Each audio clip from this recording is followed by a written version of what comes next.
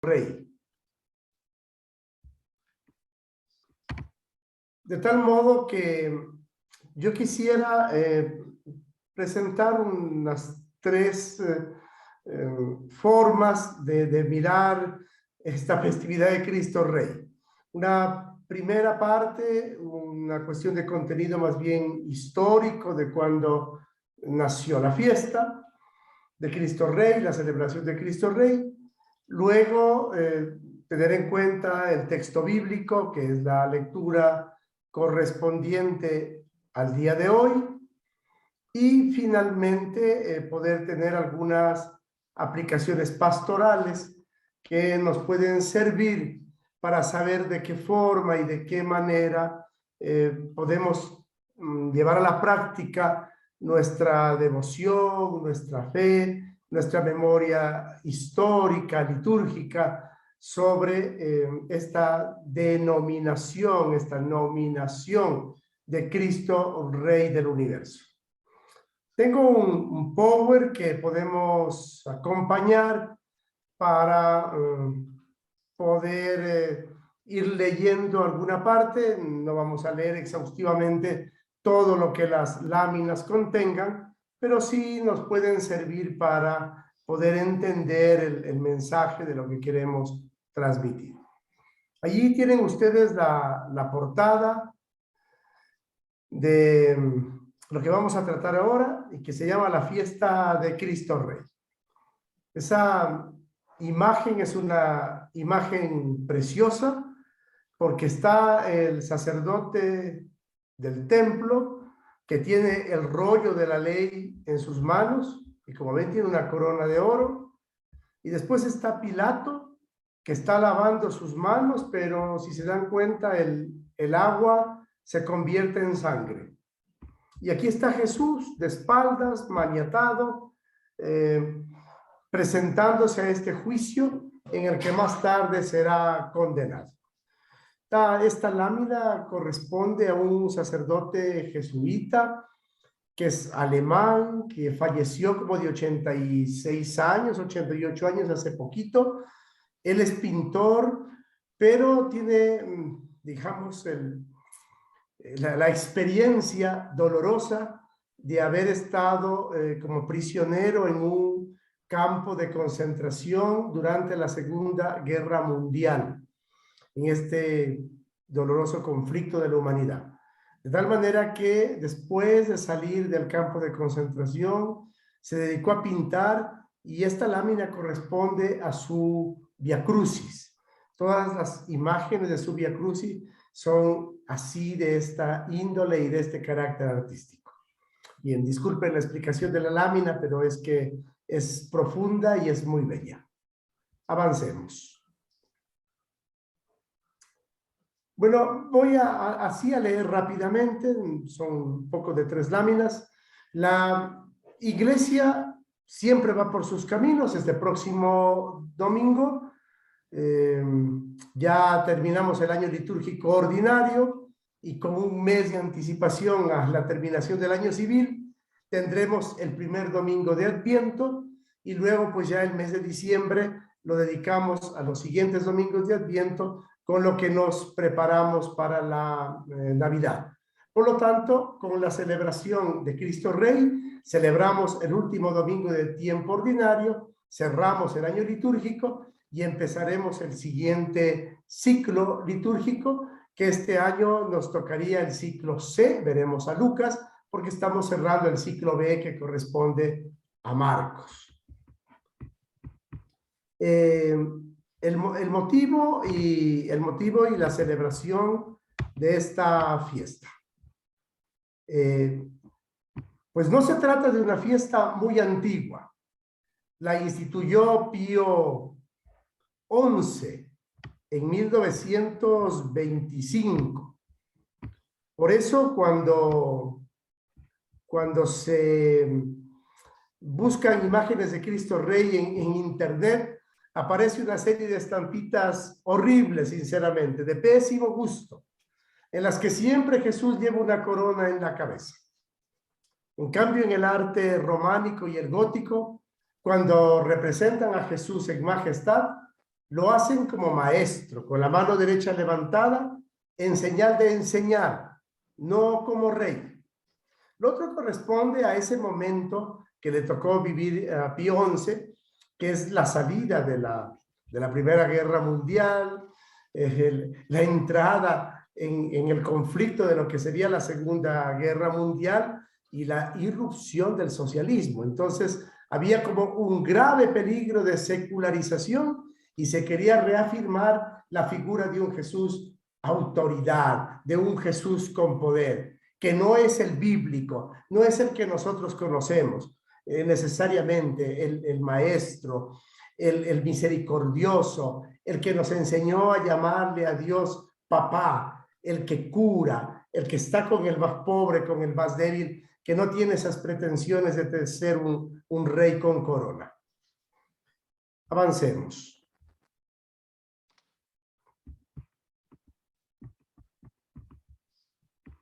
Bien, ¿por qué quiso entonces, como les decía, Pío XI subrayar este aspecto? Para comprenderlo hay que recordar la fecha de la institución de la fiesta, 1925, la Primera Guerra Mundial. Ha terminado hace 7 años. Alemania, Francia, Italia, Rusia, Inglaterra, Austria, incluso los Estados Unidos han tenido millones de muertos. La crisis económica y social posterior fue tan dura que provocó la caída del zar y la instauración del régimen comunista en Rusia en 1917. A eso le van a seguir la aparición del fascismo en Italia, con la marcha sobre Roma de Mussolini en 1922, la del nazismo con Hitler en 1923, mientras en los Estados Unidos se vive una época de euforia económica que llevará a la catástrofe de 1929. En Europa, la situación de paro, hambre y tensiones sociales es terrible. Avanzamos.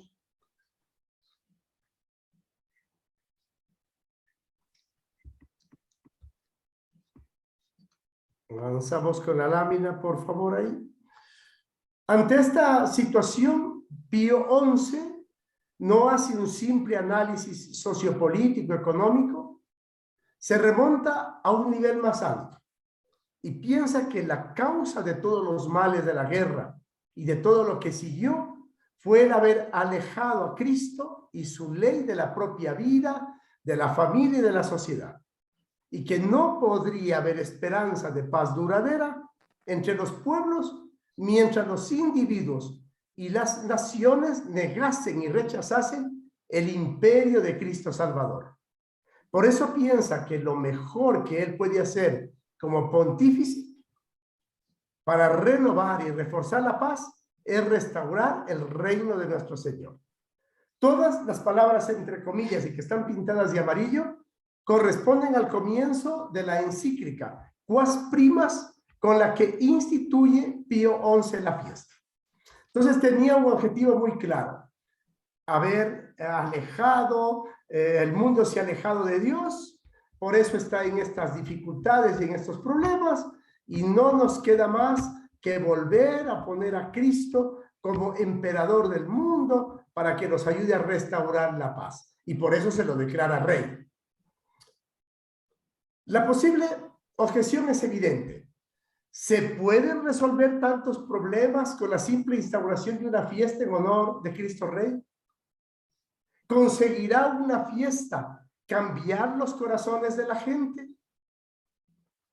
Han pasado 90 años desde entonces y hemos demostrado que no, que el mundo sigue siendo desigual, que después todo el tema de la Guerra Fría, ahora la guerra del neoliberalismo, los problemas del hambre, de la desocupación, de la gravísima crisis ecológica, todo lo que vendrá de los efectos pospandémicos que ya nos estamos empezando a vivir, las avalanchas migratorias, todo este desastre y este desorden provocado por la ruptura del sistema neoliberal con otras fuerzas sociales y políticas la imposición del mundo del mercado, etc.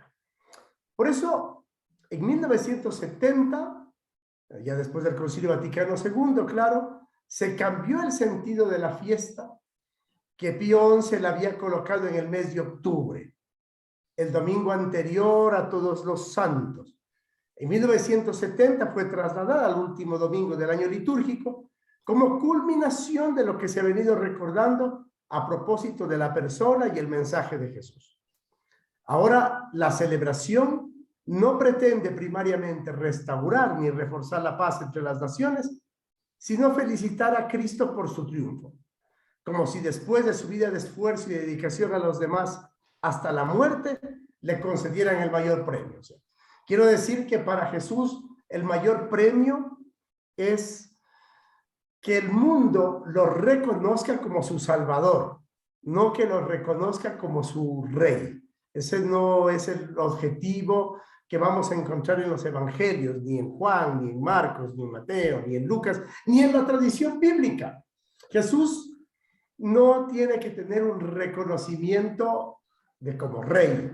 Jesús tiene que tener un reconocimiento de maestro, de hermano, de pastor, de compañero de camino, el carpintero de Galilea, el pobre de Nazaret, el nacido en Belén, el que tuvo que huir a Egipto para que sus padres le salvaran la vida, el que empezó su misión discutiendo en el templo con los doctores, el obrero, el caminante, el que dio la vida por nosotros en una cruz.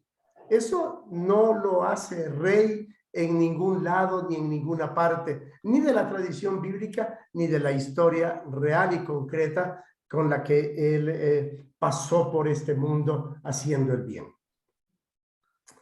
Bien, ahora vamos a tener ahí las lecturas, ¿no? La primera lectura de Daniel anuncia el triunfo del Hijo del Hombre que recibe el poder y la gloria. La lectura que hemos leído el día de hoy. La segunda es la del Apocalipsis del evangelista Juan, que nos recuerda que la realeza de Jesús repercute en todos nosotros. Nos ha convertido en un reino de sacerdotes. Bueno, esa es un poco la intención de las lecturas. Y la tercera, pues es la lectura del Evangelio de Juan, que ofrece una visión más bien crítica de la realeza. Jesús es rey, pero su reino no es de este mundo y no ha recibido honor y gloria, sino a dar su vida por nosotros y a dar testimonio de la verdad, un testimonio que ciertamente le costará la vida. Yo voy ahí voy a tomar un ratito la lectura del Evangelio para poder tener presente qué es lo que hemos leído hoy. Perdón, un minuto, voy a tomar la Biblia.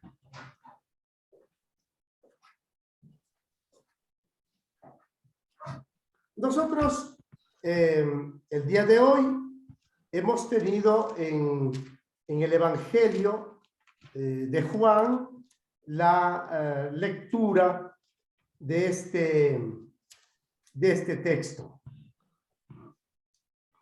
El contexto general del texto, ¿no? Amanecía. Llevaron a Jesús desde la casa de Caifás al tribunal del gobernador, es decir, ante Pilato.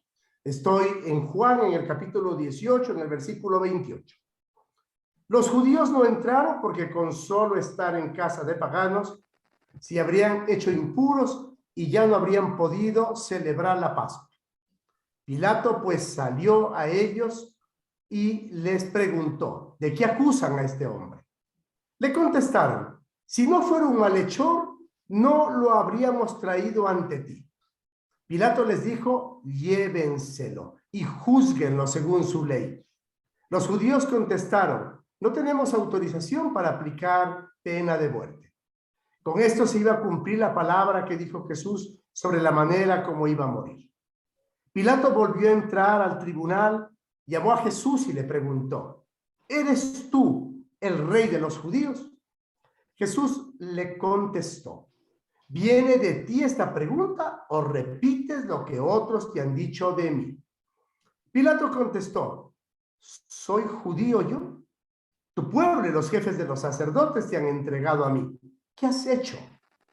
Jesús contestó, mi realeza no procede de este mundo. Si fuera rey como los de este mundo, mi guardia habría luchado para que no cayera en manos de los judíos. Pero mi reino no es de acá. Pilato le preguntó, ¿entonces tú eres rey? Jesús contestó, tú lo has dicho. Yo soy rey, para esto nací, para esto vine al mundo, para ser testigo de la verdad. Todo hombre que está de parte de la verdad escucha mi voz. Pilato le dijo, ¿qué es la verdad? Pilato salió de nuevo donde estaban los judíos y les dijo, no encuentro ningún motivo para condenar a este hombre. Pues bien es costumbre en la Pascua que yo les devuelva a un reo. ¿Quieren que deje en libertad al rey de los judíos? Los judíos empezaron a gritar, a este no, suelta mejor a Barrabás. Y Barrabás era un bandido. Ese es el texto bíblico de la lectura del día de hoy, claro, con el encabezamiento y el cierre, que no lo hemos leído en la liturgia de la misa, pero que es el capítulo que tiene los versículos completos frente a ese diálogo entre Pilato y Jesús. Bueno, pues no sin razón algunos grupos judíos, como los celotas, comprendieron este reino en clave política de salvación del pueblo de Israel, pero Jesús no parece cumplir las expectativas políticas, por lo menos a primera vista. Su reino es claramente especial y escatológico, y para entenderlo hay que hacerse con el lenguaje paradójico y amplio de las parábolas y aceptar su implicancia entre pobres, enfermos, excluidos.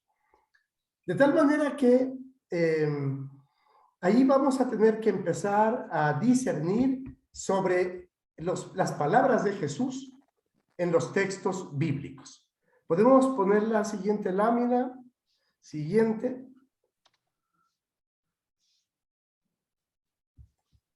A lo largo de toda su predicación y especialmente en el inicio de su misión, Jesús nos habla de un reino y de su inminencia.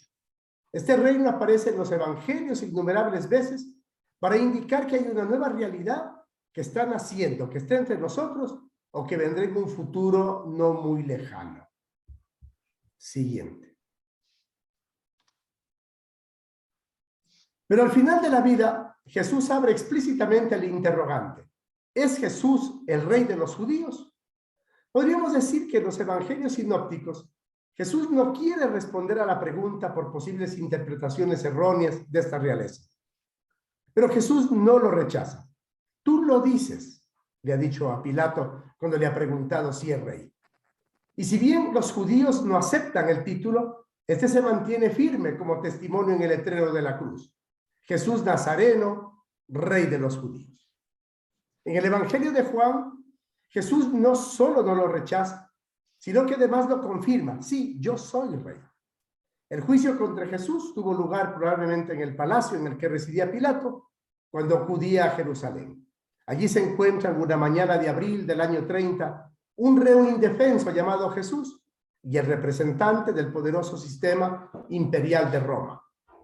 Ahí podemos dejar un poco la presentación de las láminas. Más adelante podemos volver para poder conversar sobre este tema.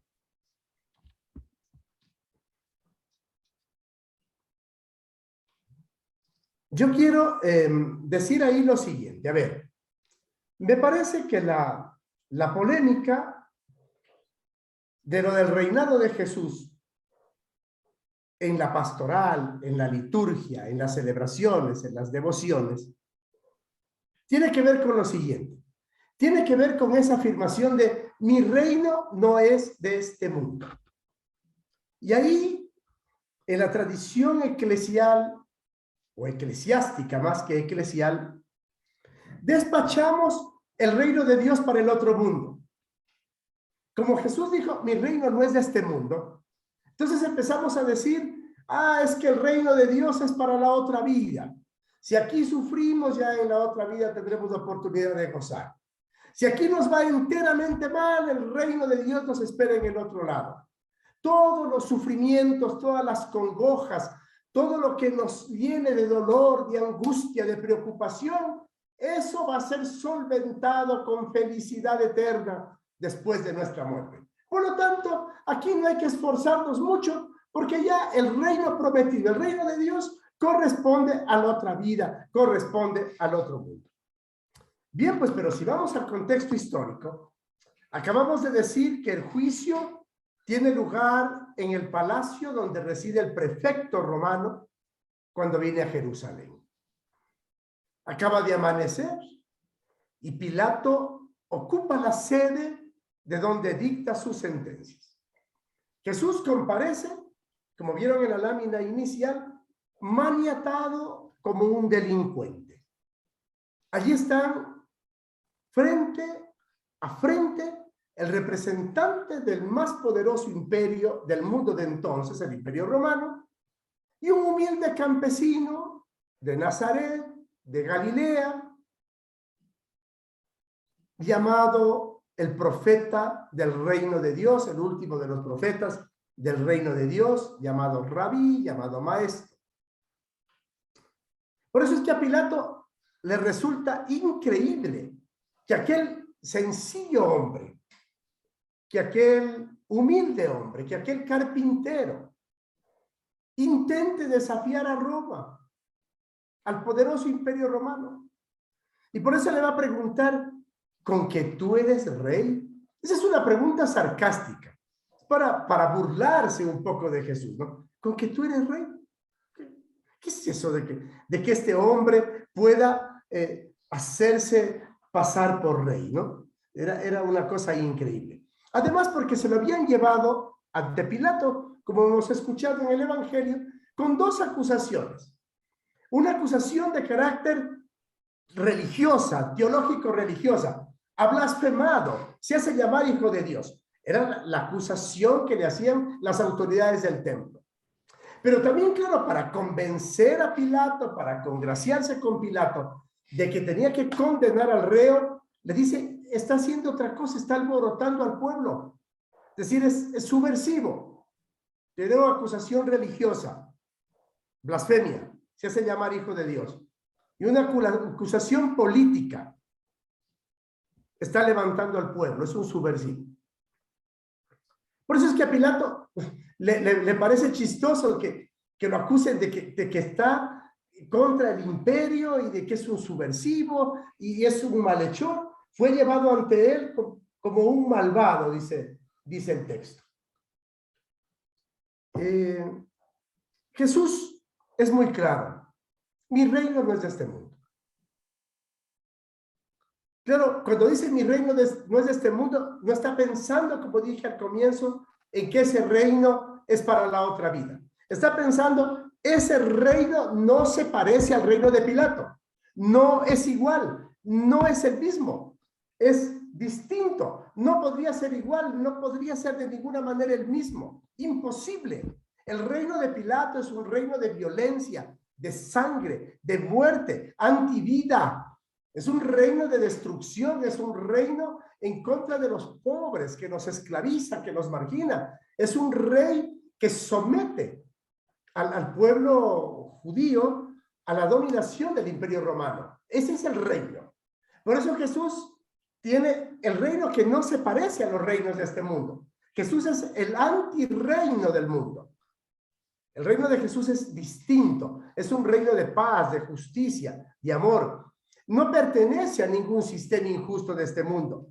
Porque Jesús no pretende ocupar ningún trono, no busca poder ni dinero, pero no le oculta la verdad. Soy rey del reino de amor, del reino de justicia, del reino de paz. Ha venido a este mundo para introducir la verdad. Y después le lanza así a Pilato en la cara, ¿no? Jesús le dice, si mi reino de este mundo fuera de este mundo, si mi reino fuera de este mundo, tendría guardias que lucharían por mí con armas, ¿no? Y me defenderían. Pero los seguidores de Jesús no son legionarios, sino discípulos que escuchan su mensaje y se dedican a poner verdad, justicia y amor en el mundo. El reino de Jesús no es el de Pilato. el prefecto vive para extraer las riquezas o las pobrezas, las cosechas, los granos, los productos de los pueblos y conducirlos a Roma. Pilato es el administrador de un sistema tributario injusto donde los soldados romanos, acompañados de los publicanos, que eran los cobradores de impuestos judíos, iban casa por casa cobrando el tributo, el diezmo, la primicia. Y lo hacían a costa de explotar a los más pobres, a las viudas, de quitar los bienes de las viudas, de quitarles la tierra a los campesinos, de invadir sus casas, de quitarles sus animales. Algunos se tenían que vender como esclavos para pagar la deuda del tributo. Y claro, los publicanos entran en controversia muy fuerte con Jesús, porque ellos que estaban al servicio de rentas del Imperio Romano tenían muchas debilidades de corrupción, muchos pecados de corrupción. Igual que ahora los más ricos evadían el impuesto. Igual que ahora los más ricos coimaban al publicano o al soldado romano para evitar pagar lo justo o lo que les correspondía, si es que se puede llamar justo, para pagar lo que les correspondía como los que más tenían. Evadían, coimaban, corrompían, se saltaban y claro, finalmente los más pobres, los más débiles eran los que pagaban el tributo a costa de su propia sangre, sudor y lágrimas, trabajo forzado. Y Pilato es el administrador de ese sistema. De eso es el rey Pilato. Por lo tanto, el reinado de Jesús tiene que ser exactamente lo contrario. Un reinado donde si tienen que tributar, que tributen los que tienen. Para los más pobres hay misericordia, hay justicia, hay paz, no hay violencia. Acuérdense del tributo de la viuda en el templo. ¿Qué más vale ante los ojos de Dios esos ricos que han dado todo, muchas cantidades muy grandes de dinero al templo? Y la viuda que había dado un centavito, había dado mucho más que nosotros porque era todo lo que tenía. Nosotros dábamos mucho dinero al templo porque en el templo estaban los sacerdotes, estaban los maestros de la ley. Y claro, ellos recibían el dinero que tributaban los ricos en calidad de ofrenda, pero a cambio de eso guardaban silencio frente a las atrocidades. En realidad, los sacerdotes del templo, los maestros de la ley, se convertían en cómplices silenciosos porque no denunciaban la injusticia o favorecían a los que tenían o torcían la palabra de Dios con tal de recibir el tributo. Por lo tanto, de alguna manera a los ricos les daba, les complacía, les daba beneplácito, les servía dar bastante dinero al templo a cambio del silencio frente a la injusticia de parte de los administradores del templo, de las autoridades religiosas. Ese no es el reino de Dios. Ese no es del que Jesús viene a ser rey. Jesús vive para ser testigo y testigo de la verdad. Su vida es todo un desafío. Todo el que es de la verdad escucha mi voz. Pilato no es de la verdad, no escucha la voz de Jesús. Dentro de unas horas intentará apagarla para siempre. Por eso es que Jesús no tiene guardias, no tiene legionarios, no tiene heraldos. Nosotros ni somos heraldos del Evangelio, ni somos legionarios de Cristo, ni somos guardianes de la fe. Los legionarios tienen armas y luchan para imponer la palabra y la verdad desde el poder. También, no la verdad, la antiverdad, para imponer el poder y la antiverdad con la fuerza. Un guardia hace lo que le manda el jefe. Un guardia está para cumplir órdenes, para controlar el orden público. Eso pertenece a lo público. El ejército, el legionario, el guardia, pertenece a lo público. El reino de Jesús es un reino escatológico.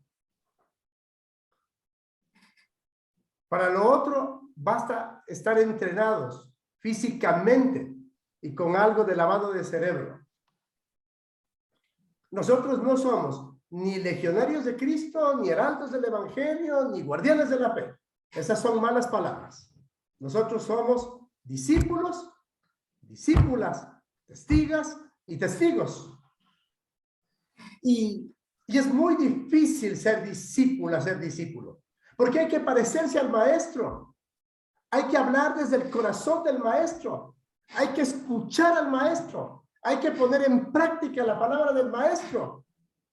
Es difícil ser testigo, porque el testigo tiene que decir la verdad y tiene que defender la vida del inocente que puede ser condenado aún a causa de su propia vida. Por eso es que nosotros fácilmente nos situamos en el papel de legionario o de guardián para evitar ser discípulo, para evitar ser testigo. El legionario no da la vida, el guardián tampoco. El testigo y el discípulo siguen al maestro y sí les toca dar la vida cuando así corresponda. El seguidor de Jesús no es guardián de la verdad, sino testigo. No ha venido tras las huellas de Jesús para ser legionario, sino para ser discípulo. Su quehacer no es combatir, disputar y derrotar a los adversarios, sino vivir la verdad del Evangelio y comunicar la experiencia de Jesús que está cambiando su vida. Eso es un discípulo, eso es un testigo. Ahí podemos volver un poco a la lámina para compartir pantalla. Sigue un poquito hablando mientras la busco y comparto. Perfecto. Entonces, siendo así, nosotros no somos propietarios de la verdad. El cristiano tampoco es propietario de la verdad, sino testigo. No impone su doctrina, no controla la fe de los demás, no pretende tener razón en todo. Nuestro principal argumento es la libertad. Nosotros compartimos la palabra. Ponemos la palabra de Dios en los labios de la gente para que la gente discierna, para que el pueblo viva convirtiéndose a Jesús. Y el que se convierte se deja contagiar por la atracción que siente por él. Ayuda a mirar al Evangelio y pone en todas partes la verdad de Jesús. Eso es un discípulo, ese es un testigo. Por eso, en el Evangelio de Juan, Jesús no solo no lo rechaza, este título de parecerse al reino de Pilato, sino que le deja claro, sí soy rey, pero no con las características del reinado de este mundo. El Evangelio de Juan relata este diálogo entre ambos. En realidad, más que un interrogatorio, parece un discurso de Jesús para esclarecer algunos temas que interesan mucho al evangelista. En un determinado momento, Jesús hace esta solemne proclamación. Yo para esto nací y para esto he venido al mundo, para ser testigo de la verdad. Todo el que pertenece a la verdad escucha mi voz. Yo dije hace un momento, y Pilato no escuchó la voz de Jesús. ¿Qué va a escuchar? No le importaba, no le interesaba. No podía escucharla además. O sea, el que está embebido del poder, no solo que no quiere escuchar, sino que no puede. Tiene el oído atrofiado. Por eso después va, en complicidad con las otras autoridades, va a silenciarlo para siempre, ¿no? Silenciarlo para siempre, hipotéticamente hablando. Porque claro, Jesús no lo pudo silenciar nadie lo pudo silenciar. Pero bueno, para Pilato, asesinándolo, crucificándolo, era una forma de silenciarlo. Esta afirmación recoge un rasgo básico que define la trayectoria profética de Jesús. su voluntad de vivir en la verdad de Dios.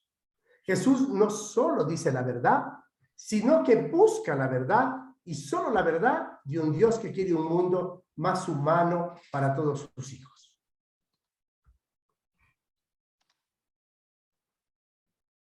Por eso Jesús habla con autoridad, pero sin falsos autoritarismos. Habla con sinceridad, pero sin dogmatismos. No habla como los fanáticos que tratan de imponer su verdad. Lo que les dije hace un momento. Nosotros no imponemos la verdad. Nadie, ningún discípulo va a imponer su verdad. No impone su doctrina. No controla la fe de los demás.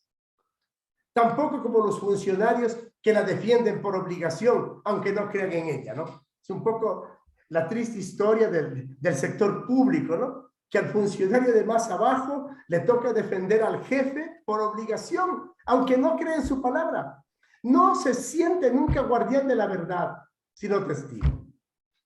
Dentro del proceso en el que se va a decidir la ejecución de Jesús, el Evangelio de Juan ofrece un diálogo privado entre Pilato, representante del imperio más poderoso de la tierra, y Jesús, un reo maniatado que se presenta como testigo de la verdad.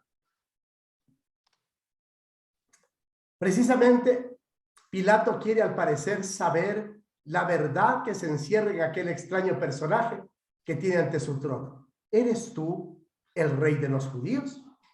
Jesús va a responder exponiendo su verdad en dos afirmaciones fundamentales muy queridas al evangelista Juan. Antes de ver las dos afirmaciones, quiero decir una palabrita sobre la lámina. Esta lámina es una lámina de Fano, este misionero español, catequista, profesor de religión y extraordinario dibujante. Como ustedes ven, el Jesús Rey maniatado, lo primero que tiene lejos de su ser es la corona, el cetro, la capa y el trono.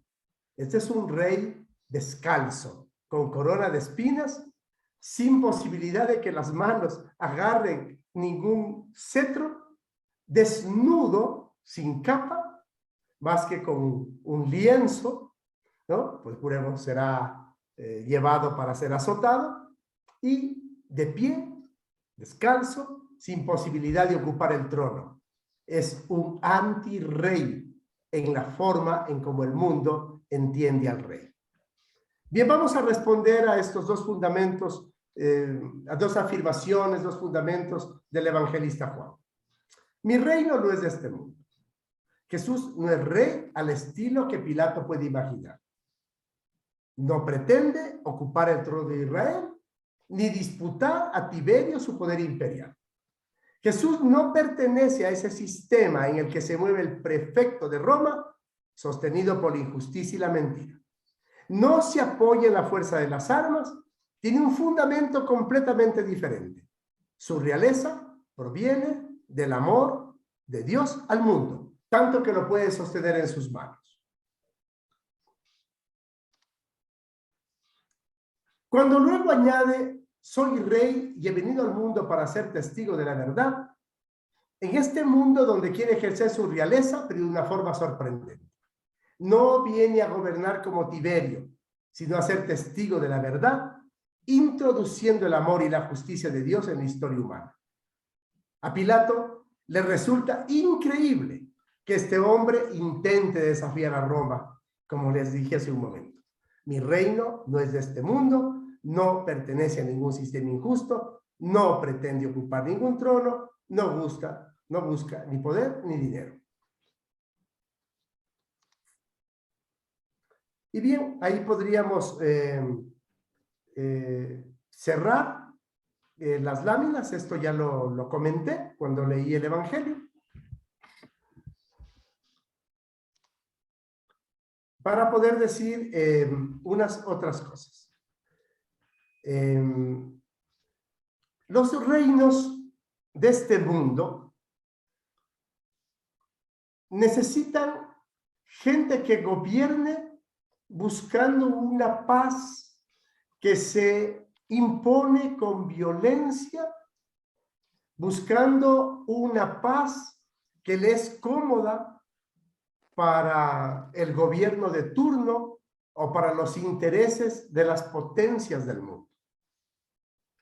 Desafiar esa verdad impuesta con violencia, esa realidad, no esa verdad, esa realidad impuesta con violencia, implica que tú puedas ser sometido a un juicio y condenado a muerte. Eso es lo que le pasó a Jesús. Por lo tanto, tenemos que quitarnos de la cabeza la imagen de un Cristo Rey al estilo de los reyes de este mundo. Tenemos que entender que la pasión de Jesús fue el reino de Dios. Y el reino de Dios es un mundo alternativo. Es la utopía de la sociedad nueva y distinta, de ese otro mundo posible. Hoy día, en el prefacio de la misa, los que estuvieron en misa deben haberse dado cuenta, allí antes del santo, hemos dicho que Jesús es Rey, porque nos anunció un reino de santidad y de gracia, un reino de paz y de justicia, un reino de verdad y de amor. Ese reino no es de este mundo, no pertenece a este mundo, porque tiene otras características. Tiene estas que acabo de decir. Y para ser rey de ese mundo, se necesita tener conciencia de su filiación divina, de su trascendencia, de su mesianismo, de su profetismo, de ser testigo, de ser discípulo, de ser profeta. Si quieres darle a eso el nombre de rey. Luego nosotros tenemos en el imaginario simbólico eso que dije al comienzo de las estampitas, lo que nos ha venido por tradición, las imágenes. Un Jesús con corona de oro, con cetro de oro en la mano, con capa, con borlas de oro. Por favor, ese no es Jesús. Jesús es rey, no porque tiene una corona de oro, es rey con corona de espinas. El reino que no es de este mundo, el reinado que viene de Dios, el Cristo Rey, es decir, el Señor Rey, el Rey y Señor del universo, es rey porque tiene corona de espinas y ya sabemos cómo se la ganó. Es un rey que jamás va a compartir la corona de oro que la tenía Herodes, que la tenía Pilato, que la tenía Arquelao, que la tenía Tiberio, que la tenía César Augusto, que la tenía Anás, que la tenía Caifás. ¿Cómo Jesús va a tener en sus sienes una corona de oro para tener que compartirla con los tiranos? Eso sería imposible. Los tiranos de este mundo usaban corona. O sea, por favor. Jesús no tiene un cetro con un diamante en la punta. ¿No? Los reyes de este mundo y en tiempos de Jesús usaban ese cetro para dictar sentencia, o el sumo sacerdote lo usaba para pasearse por el centro del templo. Jesús tiene como cetro una caña que tiene un hisopo en cuya punta hay vinagre que le sirvió para que los judíos le ayudaran a calmar la sed, pero en señal de tortura. Caña, cetro con hisopo de vinagre. Ese es el cetro que lo hace rey a Jesús. Jesús no tiene capa. ¿Cómo va a tener una capa con borlas de oro para que sea rey? Igual que el dibujo que vimos de Fano hace un momento. El único lienzo, la única capa que tiene Jesús es un lienzo que cubre su desnudez cuando es bajado de la cruz para ser colocado en el sepulcro. Lienzo del que también se despojó, porque ustedes recuerden que los evangelios nos cuentan que cuando las mujeres fueron a ver a Jesús en el sepulcro y hallaron la piedra removida, encontraron que los lienzos de su cuerpo y el que le habían atado la cabeza estaban a un lado, enrollados. Estaban hechos rollo en una esquina del sepulcro. Jesús se despojó hasta del lienzo de la mortaja. La sábana santa famosa no se la llevó. La dejó hecho rollo en una esquina del sepulcro. Porque a Dios se va con toda la desnudez, la espiritual y la corporal. ¿Qué va a llevarse de este mundo? Ese lienzo, que se lo pudo haber llevado, pero lo dejó. Si el lienzo puesto por su madre, si el lienzo puesto por Juan lo fue dejando, ¿qué le vamos nosotros a poner capa con borlas de oro? ¿No? El imaginario, perdón, el imaginario colectivo ha traicionado en la tradición cristiana la figura del verdadero reinado de Jesús. La corona no lo representa, no lo hace rey. La única corona que lo hace rey es la de espinas. El cetro no lo representa, no lo hace rey. El único cetro que lo representa es la caña con el hisopo. El manto con borlas de oro no lo representa. El único manto que lo hace rey es el lienzo que le colocó su madre cuando lo bajaron de la cruz. De tal manera que hasta en la simbología vamos a tener que revisar nuestra tradición, nuestra devoción, cuando hablamos de Cristo Rey del universo. Que detrás de cada símbolo hay una historia, y detrás de cada historia hay un concepto. Y detrás del concepto hay una memoria, y hay una forma de ser, de estar, y de mirar el mundo, y de mirar la fe, y de encontrarnos con Dios. Por lo tanto, a veces nos cuesta despegarnos de esta piel, ¿no? Por eso en vez de llamarlos discípulos, como dije, empezamos a llamarlos guardianes, y en vez de llamarlos testigos, empezamos a llamarlos legionarios, en fin.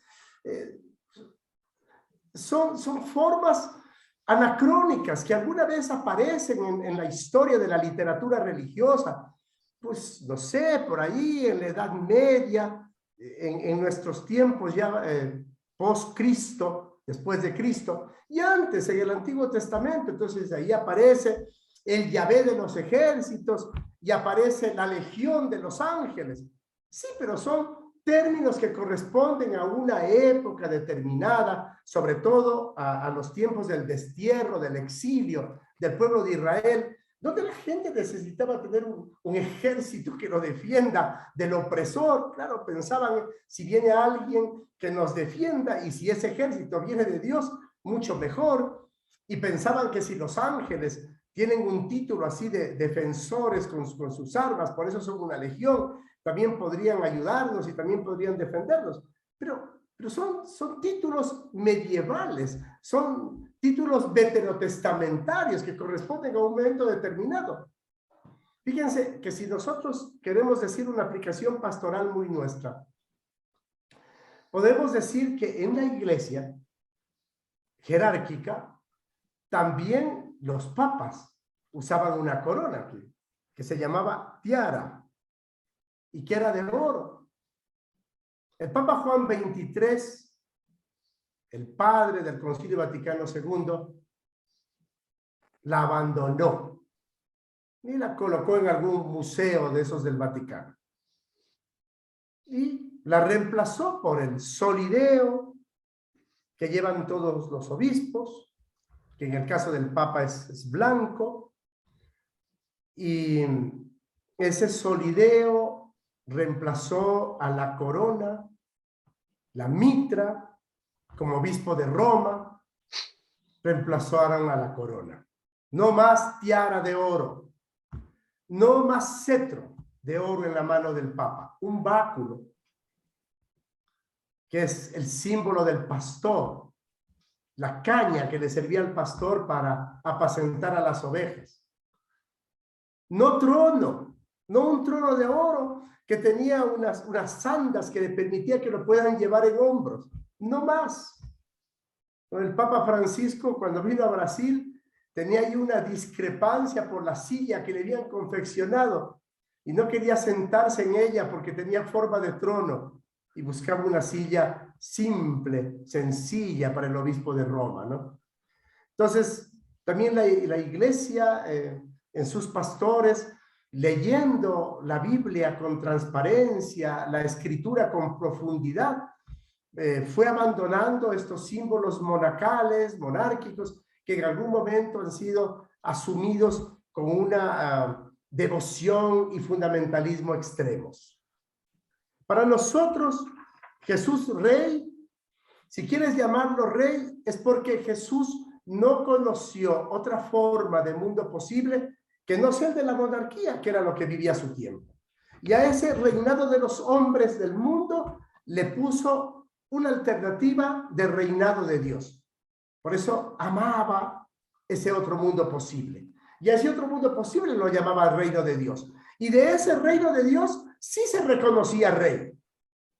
Rey en cuanto tanto le permitiera transmitir la posibilidad de un mundo de amor, de un mundo de paz, de un mundo de justicia, de un mundo de santidad, de un mundo de gracia, donde él pueda ser discípulo y maestro a la vez, donde él pueda ser testigo y juez generoso, que al final de los tiempos pueda separar a las ovejas de los machos cabríos, ¿sí? Este rey que para nosotros es el carpintero convertido en el artesano de la paz, en el artesano de la justicia, el carpintero que nos ha enseñado a caminar tras las huellas del Padre, de las huellas que el Padre ha ido sembrando a lo largo de la historia del mundo. Nuestro único rey es el rey que tiene corona de espinas, que tiene cetro de caña con hisopo. El único rey es el de la desnudez suprema, que hasta abandonó en el sepulcro el último lienzo que le colocó su madre al bajarlo de la cruz. Y por añadidura puedo terminar diciendo que a María también hay que quitarle la corona, porque María no era reina, era una campesina de Nazaret, una pastorcita, una adolescente madre, una humilde mujer de Nazaret. Esta humilde mujer que va a tener la corona que sí tenía la mujer de Herodes. Para María, la corona representa quienes la tenían y la llevaban puesta para pedir la condena y la sentencia del hijo. La corona representa los que le quitaron y le arrebataron la vida al hijo.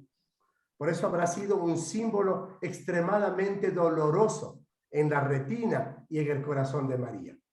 Y para nosotros también un Jesús coronado de oro al estilo del mundo tendría que ser doloroso para el corazón y también doloroso para la retina, que tiene que mirar ese extravío histórico y ese falseamiento para alguien que se proclamó testigo de la verdad y propulsor de un reino escatológico, porque tiene plenitud en este mundo, pero es el único que perdurará por los siglos de los siglos.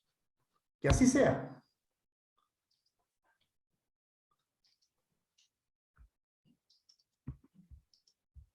Gracias, Padre Marco. Padre Lauren, ¿tenemos alguna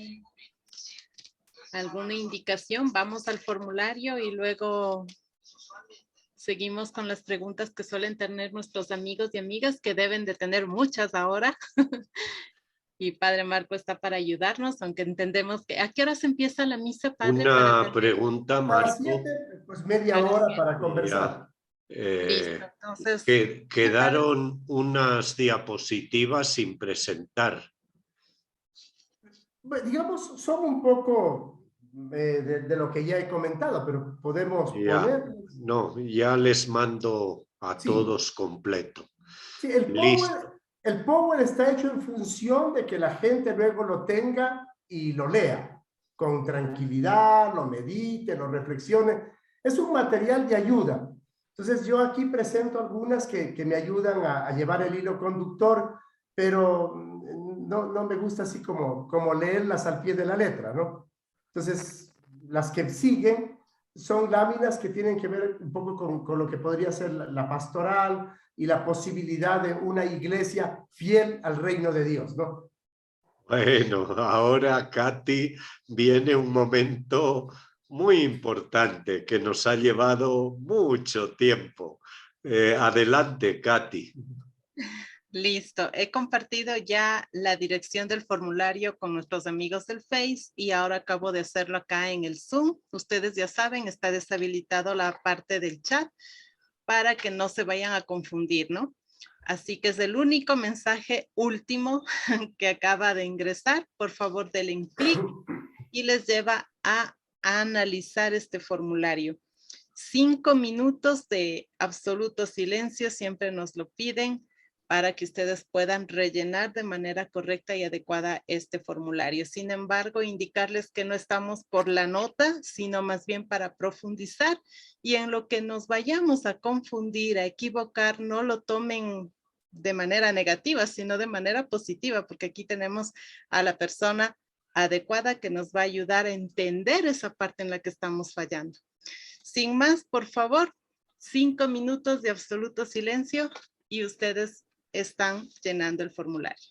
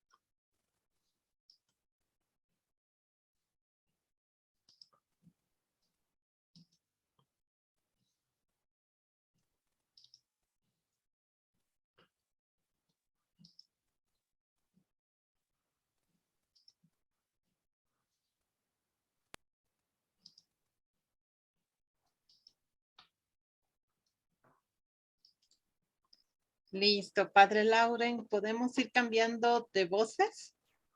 Sí, claro. ¿Empieza usted o empiezo yo? Tu mamá. ¿Perdón? Le voy a poner un poquito más. Ahí. Listo, entonces empiezo yo. Este formulario es para ayudarnos a reforzar los conocimientos que hemos adquirido ahora y luego transmitirlos a los demás desde nuestra vivencia, ¿no? Primera pregunta, los jefes de los sacerdotes llevaron a Jesús ante Pilato para que lo A ver, condene. Katy. ¿Sí?